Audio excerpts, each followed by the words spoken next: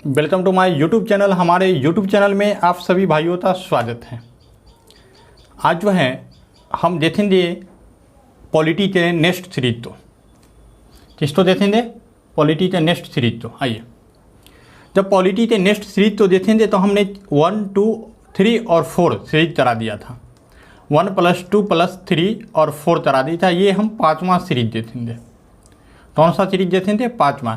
तो इससे पहले यदि आप नहीं देखे हैं तो 5 सीरीज का लिंक जो है हमारे डिस्क्रिप्शन बॉक्स में डाला गया है, वहाँ से आप देख सकते हैं या फिर प्लेलिस्ट के जाते देख सकते हैं। हम बता दें कि ये प्रश्न उतना ही महत्वपूर्ण है जितना कि आपको नौकरी पाना जो है ज़रूरी है। ठीक है, यानी कि आपके नौकरी के लिए बहुत ही इम्पोर्टेंट है। तो आशा करते हैं इस प्रश्न को आप सही से देखेंगे। चलिए लेट न करते हुए स्टार्ट करते हैं, क्योंकि आपका समय भी मूल्यवान है और मेरा समय भी मूल्यवान है। ठीक है, चलते हैं। संविधान के उद्देश्य में किस मौलिक अधिकार का वर्णन नहीं है? देखिए ये प्रश्न थोड़ा सा शॉर्ट स्क्रीन में है तो टेंशन मत कीजिएगा। नेक्स्ट 1 से 2 प्रश्न आने के बाद फुल स्क्रीन में प्रश्न तो हम कर देंगे। तो ये है आर्थिक स्वतंत्रता हमारे संविधान में वर्णित नहीं है। नेक्स्ट में चलते हैं। आइए 1 मिनट 76 नंबर प्रश्न चला दे। 76 नंबर था। ठीक है, पंचायती राज की व्यवस्था से संबंधित समिति कौन है? तो ये है बलवंत राय मेहता समिति, और इसकी स्थापना जो है 1957 में हुई थी। यहाँ से 4 समिति के बारे में पूछा जाता है। कौन कौन समिति? पहला बलवंत राय मेहता समिति, दूसरा के संथानम समिति, के संथानम समिति।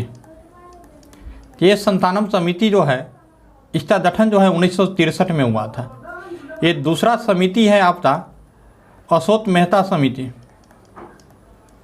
अशोक मेहता समिति। चलिए समिति नहीं लिखता है, 100 देते, म देते, 0 दे देते हैं। ठीक है, तो ये है 1977। और एल.वी. सिंघवी समिति, सिंघवी समिति, ये जो है इसका स्थापना जो हुआ था 1986। यानी कि 4 समिति जो है पंचायती राज से संबंधित है। चारों समिति तो आप याद रखिएगा। ठीक है, कई बार हम बता चुके हैं, पिछले प्रश्न में भी हम इसकी चर्चा किए हैं। तो चलते हैं नेक्स्ट में। अंतर्राष्ट्रीय परिषद का गठन किस समिति से सिफारिश पर की जाती है? तो यह है केलकर समिति, ऑप्शन नंबर ए। ओडिशा में 42वें संविधान संशोधन में कौन सा शब्द जोड़ा गया? देखिए तब से पहले 42वां संविधान संशोधन की बात कर रही, तो ये 1976 में हुआ था। ठीक है, और इसमें जो है 4 शब्द जोड़ा गया था। समाजवाद, पंथ निरपेक्ष, अखंडता, अखंडता नहीं एकता और अखंडता जोड़ा गया था। ठीक है, तो यानी कि ऑप्शन नंबर बी। नेक्स्ट में भारत के राष्ट्रपति तो किस प्रकार परिच्युत किया जा सकता है? तो ये संसदीय प्रक्रिया से परिच्युत किया जाए। संसदीय प्रक्रिया क्या होती है? संसद के द्वारा चलाया गया प्रक्रिया। अब तो मालूम होगा महाअभियोग, राष्ट्रपति को हटाने के लिए महाअभियोग, ये जो है आर्टिकल 61 के तहत आता है। सबसे पहले संकल्प पारित करते हैं, उसके बाद जो है राष्ट्रपति के पास उसका 14 दिन पूर्व सूचना भेजते हैं। उसके बाद दोनों सदनों के पास हो जाता है 2/3 बहुमत से, तो ये अपना त्यागपत्र जो है दे देते हैं। ठीक है, चलिए नेक्स्ट में। भारत का राष्ट्रपति किस प्रकार से वीटो का प्रयोग करता है? भारत के राष्ट्रपति किस प्रकार से वीटो का प्रयोग करता है? देखिए वीटो का प्रयोग नहीं करता है, यहाँ होना चाहिए इस तरह से। ठीक है, नहीं करता है। तो ये प्रश्न हमें डाउटफुल है, आप इसका सही आंसर क्या होगा ये बताएं। ऐसे वैशेषिक अधिकार होगा, इसका प्रयोग नहीं करता है, क्योंकि आंतरिक वीटो का प्रयोग करता है, पॉकेट वीटो का प्रयोग करता है, निलंबनकारी वीटो का प्रयोग करता है। अभी तक सिर्फ पॉकेट वीटो का प्रयोग किया गया है यानी जैल सिंह केस में, यानी डाकघर संशोधन अधिनियम में। भारतीय संविधान के अनुसार दल बदल के आधार पर निहरता का उल्लेख है। तो यह है 10वीं अनुसूची। देखिए दल बदल कानून मूल संविधान में नहीं था। ये जो है 52वां संविधान संशोधन, कॉन्स्टिट्यूशन अमेंडमेंट एक्ट 1952 से 1985 के तहत ये प्रावधान लाया गया। तब लाया गया 52वां संविधान संशोधन 1985 के तहत दल बदल कानून लाया गया। आप तो मालूम हो जाए। निम्नलिखित में कौन सा कथन लोकसभा के उपाध्यक्ष के संदर्भ में सही नहीं है? सही नहीं है। तो देखिए यहाँ पर कौन सा कथन, लोकसभा के एक ही सदस्यों, यह लोकसभा के ही सदस्यों से चुना जाता है। हाँ, लोकसभा उपाध्यक्ष जो है लोकसभा के सदस्य ही चुनते हैं। उपाध्यक्ष अपने पद पर लोकसभा के कार्यकाल के दौरान रहता है। सही बात है। जब अध्यक्ष का पद रिक्त होता है तो उपाध्यक्ष अध्यक्ष का कार्य करता है। सही है। जब उपाध्यक्ष लोकसभा का पीठासीन अधिकारी होते हैं तो वह प्रथमतः मत दे सकते हैं। नहीं, प्रथमतः यह मत नहीं दे सकते हैं। यह सिर्फ लोकसभा के अध्यक्ष का ही होता है। अर्थात ऑप्शन नंबर डी हमारा करेक्ट आंसर होगा। राज्यसभा धन विधेयक तो कितने दिनों के लिए निलंबित कर सकता है? तो सबसे पहले देखिए राज्यसभा की चर्चा है तो ये अनुच्छेद 80 में है, बराबर पूछा जाता है, इसको याद रखिएगा। धन विधेयक जो है 110 में है और ये जो है 14 दिन तक जो है राज्यसभा का अधिकार होता है, उसे रोक सकता है धन विधेयक। संविधान की उद्देश्यता में समाजवादी एवं धर्मनिरपेक्ष शब्द जोड़े गए तो जोड़े गए 42वां संविधान संशोधन 1976 के तहत। इस समय इंदिरा गांधी की सरकार थी। कोई व्यक्ति अगर राज्य विधायिका का सदस्य नहीं है, ठीक है, जैसे कि राज्य विधायिका का सदस्य अभी ममता बनर्जी नहीं थी, तो वह डैश के लिए मुख्यमंत्री नियुक्त किया जा सकता है। तो देखिए यहीं से अंतर आ सकता है। तो 6 माह के लिए नियुक्त किया जाता है एवं उक्त निर्धारित समय में उसे राज्य विधायिका हेतु निर्वाचन होना है, अन्यथा वह मुख्यमंत्री नहीं रहेगा। यदि जो है अभी पश्चिम बंगाल के मुख्यमंत्री कौन, ममता बनर्जी अपने सीट से हार गई थी शुभेंदु अधिकारी से, तो अभी वर्तमान में चुनाव हुआ है 2-3 दिन पहले ही, तो इसमें जो है ये जीती और नहीं जीतती तो 6 महीना के बाद इसका पद रिक्त हो जाता।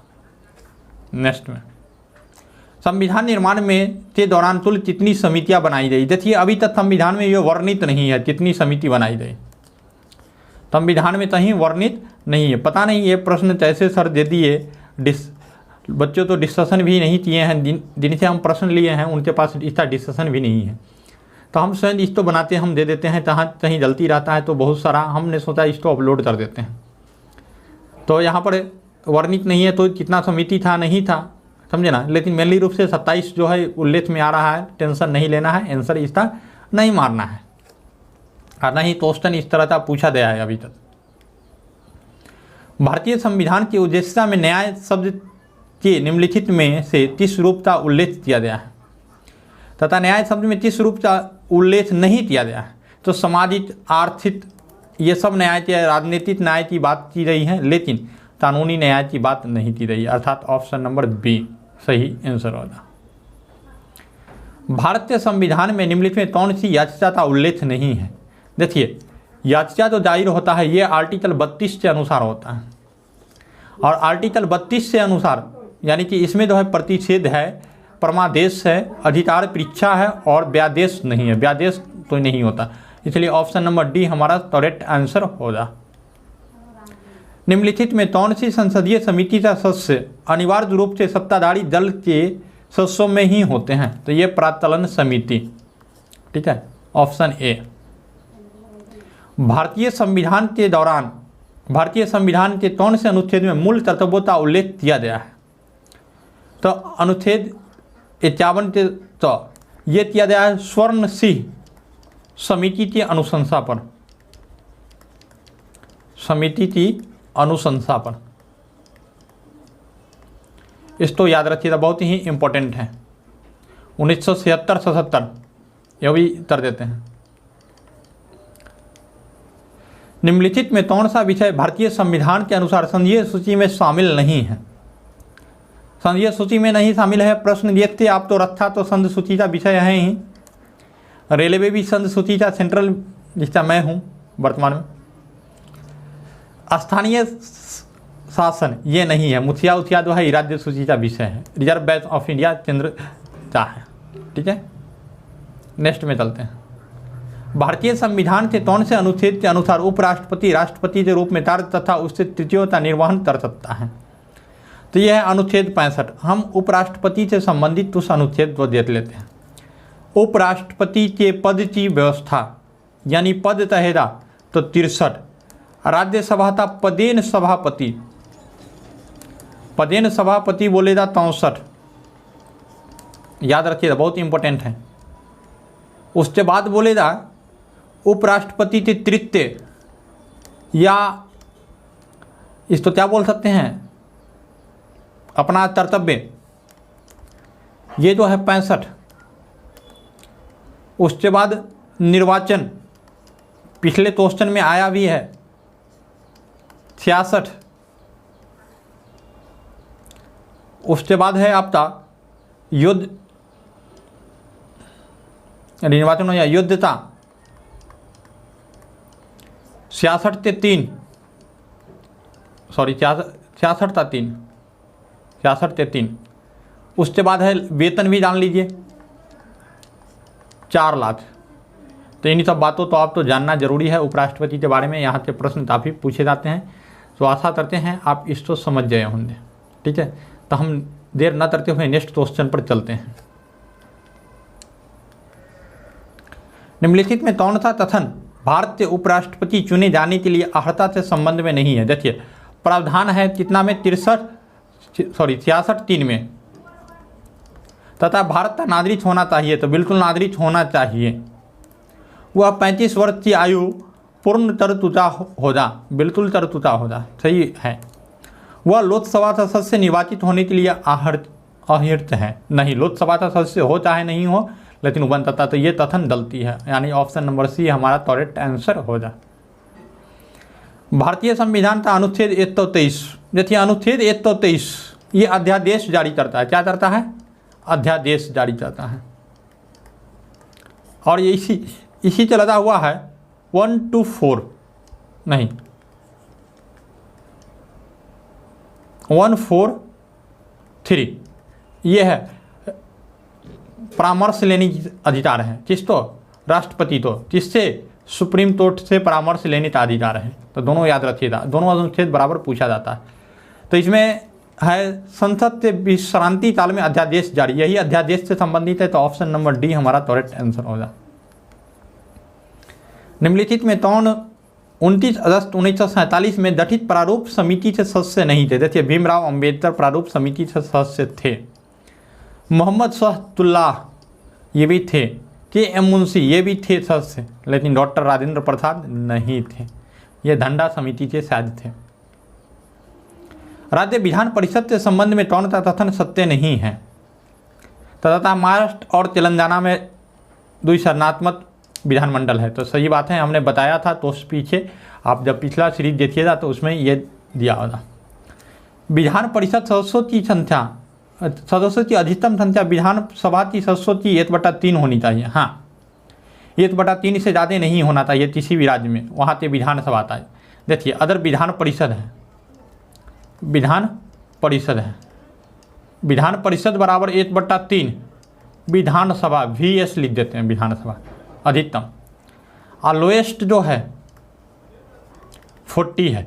लेकिन देखिए आपके प्रश्न में ये ऑप्शन में लोएस्ट 60 बोल रहा है, तो ये गलती है। ठीक है, तो अर्थात हमारा सही आंसर यही होगा, गलत चुनने तो बोल रहा है। आपातकाल की उद्घोषणा हो तब निम्नलिखित में कौन से मूल अधिकार को छोड़कर अन्य मूल अधिकार के प्रवर्तन के लिए न्यायालय में जाने का अधिकार है? देखिए सर इसका आंसर दिए हैं 19 और 20, जो कि बिल्कुल गलत है, सर के द्वारा दिया गया आंसर बिल्कुल गलत है। ये है 20 और 23, अनुच्छेद 20 और 23 जो छोड़ते तभी निलंबित किए जा सकते हैं। भारत के संविधान की निम्नलिखित में कौन सी अनुसूची द्वारा स्वायत्तवासी जिला परिषदों की स्थापना का प्रावधान किया गया है? यह है 6ठी अनुसूची। नेक्स्ट में राज्यसभा से सदस्यों की चुनाव की प्रक्रिया कहाँ से ग्रहण किया गया है? राज्यसभा से सदस्य, तो यह है दक्षिण अफ्रीका से। कहाँ से? दक्षिण अफ्रीका से। टाइम न रहने की वजह से मैं आगे प्रश्न नहीं करवा रहा हूँ, क्योंकि मुझे भी ड्यूटी जाने के समय हो चुका है, तो हम जाएंगे ड्यूटी। और हम आशा करते हैं कि आप लोग भी अगर इसको सही से पढ़ते हैं, ये बहुत इंपॉर्टेंट प्रश्न है, सर के द्वारा दिया गया प्रश्न है तो काफ़ी इंपॉर्टेंट होगा, तो आगे आप सफलता ग्रहण कर पाइएगा। और आप बताइएगा कि इसमें रेलवे के कितने स्टूडेंट है, कमेंट करके एक बार ज़रूर बताएं, ताकि उनके लिए हम फिजिक्स का पेपर लेके आ सकें। ठीक है, तो फिर मिलते हैं नेक्स्ट वीडियो में, तब चलिए धन्यवाद।